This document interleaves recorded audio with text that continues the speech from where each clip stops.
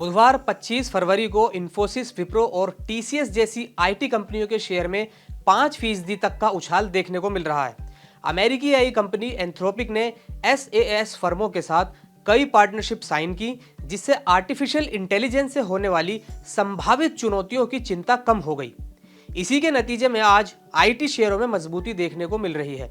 करीब 12 बजे बीएसई पर Infosys, TCS, KPIT tech, Mastek, HCL tech और टेक महिंद्रा में 2 से 4% तक की तेजी देखने को मिल रही थी। बता दें कि बीते 5 दिन से आईटी शेयरों में बिकवाली देखने को मिल रही थी, मगर इस बीच एंथ्रोपिक ने अपने एंटरप्राइज एजेंट इवेंट में कई कोलैबोरेशन के बारे में जानकारी दी, जिससे इन्वेस्टर्स का यह डर कम हुआ कि एआई टेक्नोलॉजी सॉफ्टवेयर सेक्टर में काफी रुकावट डाल सकती है।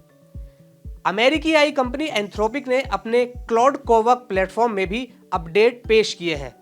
ग्लोबल टेक शेयरों में भी स्थिरता देखी गई है।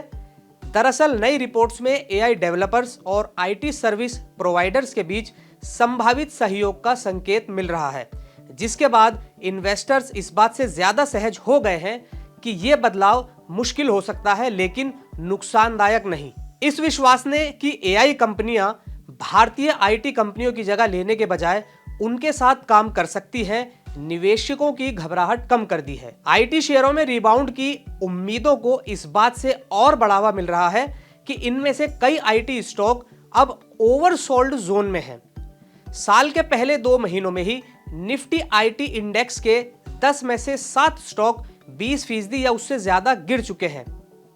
इस बड़े करेक्शन यानी गिरावट के बाद निफ्टी आईटी इंडेक्स अब निफ्टी 500 के मुकाबले 8 साल के सबसे निचले लेवल पर ट्रेड कर रहा है, जिससे वैल्यू की तलाश में लगे निवेशकों का ध्यान इस ओर जा रहा है। वहीं दूसरी ओर जानकारों का मानना है कि एंथ्रोपिक के क्लाउड चैटबॉट के आईटी फर्मों के साथ सॉफ्टवेयर और सर्विसेज में पार्टनरशिप बनाने की खबर से पता चलता है कि भारतीय आईटी फर्मों के लिए सहयोग के मौके होंगे।